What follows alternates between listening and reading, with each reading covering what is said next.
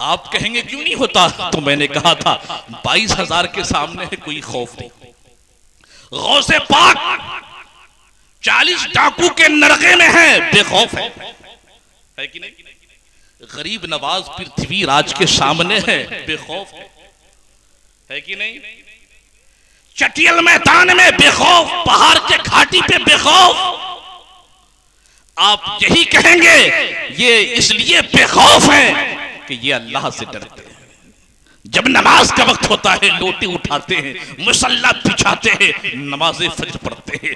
जब नमाज का वक्त होता है जोहर की नमाज पढ़ते हैं, असर का वक्त होता है असर की नमाज पढ़ते हैं, मगरिब का वक्त होता है मगरिब की नमाज पढ़ते हैं, इशा का वक्त होता है इशा की नमाज पढ़ते हैं। क्योंकि ये डरते किसी और से नहीं है, किसी और से नहीं डरते हैं तो अल्लाह की जात से डरते हैं। आओ अजमेर की धरती है, पृथ्वी राज के सामने है, 22-40 दुर्वेश है, गरीब नवाज की साथ है। आप कहेंगे पृथ्वी राज के सामने गरीब नवाज जो है 40 दुर्वेश के सामने साथ में है, लेकिन पृथ्वी राज के नहीं डरते हैं। पृथ्वी राज के पास हुकूमत भी है, पृथ्वी राज के पास टीम भी है, पृथ्वी राज के पास जो है असलहे है, पृथ्वी राज की हुकूमत है, लेकिन गरीब नवाज के पास न कोई असलहा है, गरीब नवाज के पास न कोई दुनिया की हुकूमत है, गरीब नवाज के पास कोई टीम नहीं है। दोस्तों कुर्बान जाओ, दुनिया ने देखा गरीब नवाज ने अजमेर की धरती पर इस्लाम का दीन का ऐसा कील ठोका है कि पृथ्वी राज को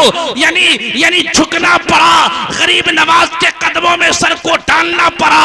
और गरीब नवाज ने जिसे देखता कलमा पढ़ लेते, जिसे देखता अपने वक्त का वली हो जाते। लोगों ने पूछा या गरीब नवाज ये ताकत आपको कहां से आ गई, ये सरवत कहां से आ गई, ये पावर कहां से आ गई? जिसे आप देखते हैं वो कलमा पढ़ लेता है, जिसे आप देखते हैं अपने वक्त का वली बन जाता है। तो गरीब नवाज ने कहा ऐ लोगों, मैं किसी ताकत से नहीं डरता, मैं दुनिया से नहीं डरता, मैं किसी राजा से नहीं डरता, मैं किसी पृथ्वी से नहीं डरता, मैं किसी चौकी चेपाल से नहीं डरता, क्योंकि जो अल्लाह से डरता है दुनिया उससे डरती है। गरीब नवाज ने बताया और दरगाही बाबा ये अपने मज़ारे अथर से दुनिया को ये पैगाम नशर करते हैं कि तुम मेरे नक्शे कदम पे आ जाओ, जिस रास्ते पे हम चले हैं तुम भी चलो। दुनिया तुमसे डरेगी, तुम दुनिया से नहीं डरोगे। तो जो अल्लाह से डरता है दुनिया उससे डरती है कि नहीं? तो हम अल्लाह वालों के रास्ते को अपनाएं, उनका कल्चर, उनकी जिंदगी, उनके कारनामे, हम जो है उनके नक्शे कदम पे चले। सिर्फ उर्स पाक हम मुनक्किद कर ले और कुछ लंगर खिला दे, मेला लगा दे, इससे काम नहीं चलेगा। गरीब नवाज का रास्ता अपनाइए, दरगाही बाबा का तरीका अपनाइए कि दरगाही बाबा का चेहरा कैसा था, इनका लिबास कैसा था, इनकी जिंदगी कैसी थी। आप इनकी बारगाह में क्यों आते हैं? हम इनकी बारगाह में क्यों आते हैं? साइल इनकी बारगाह में क्यों आता है? इनसे मांगने आता है, इनकी बारगाह में आके दुआ करता है इलाही मुझे औलाद नहीं औलाद दे दे, मुझे बेटा नहीं बेटा दे दे, मुझे दौलत नहीं दौलत दे दे, मुझे आखिरत की दौलत कम है आखिरत की दौलत अता फरमा।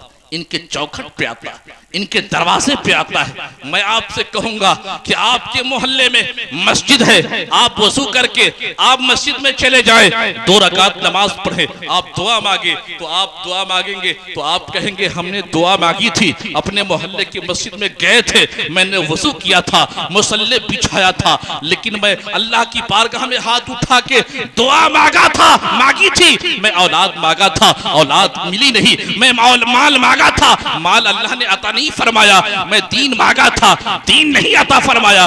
दोस्तों तो मैं आपसे कहूंगा हमारी जबान नापाक है, हमारी जबान गंदी है, हमारे जबान के अंदर वो पावर नहीं, हमारे जबान के अंदर वो ताकत नहीं। नमाज तो पढ़ते हैं, कुरान तो पढ़ते हैं, नमाज तो पढ़ते हैं, लेकिन अल्लाह तबारक व तआला दुआ को कबूल नहीं फरमाता। तो आप ये कहेंगे, क्या कहेंगे? आप इमाम साहब से पूछेंगे, अल्लामा सद्दाम हुसैन सुबहानी से पूछेंगे, अल्लामा रेहानुल कादरी से पूछेंगे, मुझ फकीर से पूछेंगे, हजरत 10 साल से नमाज पढ़ता हूँ, दुआ मांगता हूँ, दुआ कबूल नहीं होती है, औलाद मांगता हूँ, औलाद नहीं मिलती है, मैं दीनदारी मांगता हूँ, दीन नहीं मिल रही है।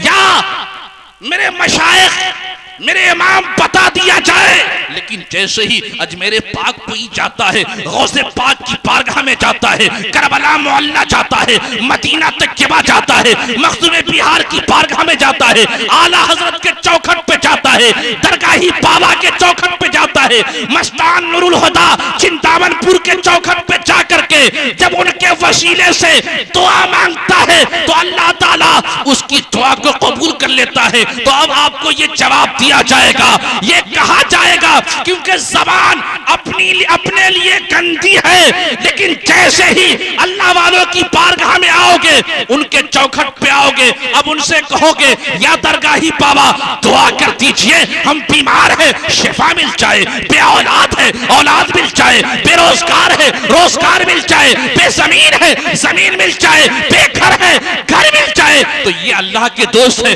दरगाही बाबा, अल्लाह के नेक बंदे हैं, मुत्तकी है, परहेजगार है, नमाजी है। ये नमाजी बन करके दुनिया से गए हैं, अल्लाह के दोस्त है। और जो दोस्त जिसका दोस्त होता है उस दोस्त की सुन लेता है। तो जो अल्लाह का दोस्त है आप इनसे कहेंगे, ये अल्लाह से कहेंगे, इलाही मेरा दीवाना मेरे वसीले से मांग रहा है, मेरे चौखट पे आया है, मेरे कब्र पे आया है, मेरे मजार पे आया है, मेरे उर्स में आया है, जो मांग रहा है दे दिया जाए।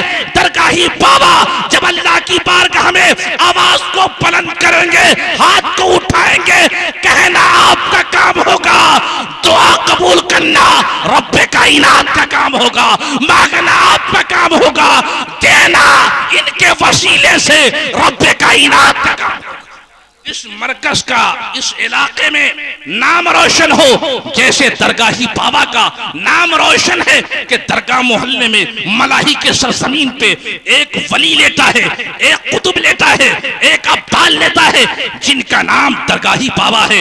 ऐसे ही जब आपका मदरसा दीन मतीन का काम करेगा, दीन को फरोग देगा, तो ये चर्चा होगा, ये शोहरत होगी कि दरगाह का मदरसा अच्छी तालीम होती है, अच्छी पढ़ाई होती है। तो दोस्तों कुर्बान जाओ, आपका मोहल्ला मजार के नाम से भी जाना जाएगा और मदरसे के नाम से भी जाना जाएगा, क्योंकि हम इसको मजबूत करें। और जब मजबूत जब होगा कि आप जो है इमाम साहब का, प्रिंसिपल साहब की आप सपोर्ट करें, इंशाअल्लाह ताला जब दीन का काम के लिए आप हाथ आगे बढ़ाएंगे तो अल्लाह आपके बाजू को मजबूत करेगा, आपके औलाद को कामयाब बनाएगा, आपका घर मुबारक होगा, आपका मोहल्ला मुबारक होगा। क्योंकि मेहमान रसूल जब आपके घर जाएंगे, जब कब्रिस्तान में जाएंगे तो आजाब को हटा दिया जाएगा, जब आपके घर में जाएंगे फरिश्ते पर बिछाएंगे। तो पता ये चला, इस अहमियत को समझे, इससे दीन जिंदा है, इस्लाम जिंदा है, कुरान की अजमत जिंदा है, इस्लाम की शान जिंदा है, इस्लाम की पावर जिंदा है, मस्जिद की मीनार जिंदा है, मस्जिद की मेहराब जिंदा है और हमारी मस्जिद आबाद है। दीन का काम करें। तो दोस्तों अल्लाह वालों से हम रास्ता इसलिए जोड़ते हैं कि अल्लाह से हम करीब हो जाए। एक आखिरी बात है, वक्त तो ज्यादा हो रहा है, लेकिन जो हम अल्लाह वालों से जो निस्बत कायम करते हैं, ये क्यों करते हैं? इसलिए हम करते हैं कि जो हमारी इबादतें हैं, जो हमारी नमाज है, जो ज़कात है, जिक्र अस्कार है, ये सब अल्लाह की बारगाह में पहुंच जाए। जो किसी अल्लाह वालों से वाबिस्ता नहीं होता, जो किसी पीर के हाथ में हाथ नहीं डालता या कोई गौसे पाक का मुरीद नहीं होता, तो उसकी सारी इबादतें दुनिया में रह जाएगी, अल्लाह की बारगाह तक नहीं जा सकती।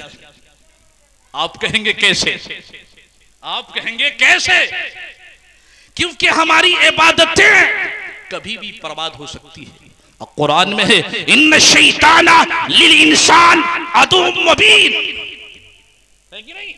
कि बेशक इंसान का खुला दुश्मन शैतान है। तो शैतान नमाज से रोकता है, शैतान ईमान को बर्बाद करता है, शैतान शराब के अड्डे पे लेके जाता है, शैतान जुआ खिलवाता है, शैतान जिना के अड्डों पे लेके जाता है, शैतान दुनिया की खीबत करवाता है, शैतान नमाज से रोकता है, शैतान झूठ बुलवाता है, बड़े बड़े गुनाह कबायर कराने वाला उसका उस जात का नाम शैतान है। अब उन शैतान से बचना है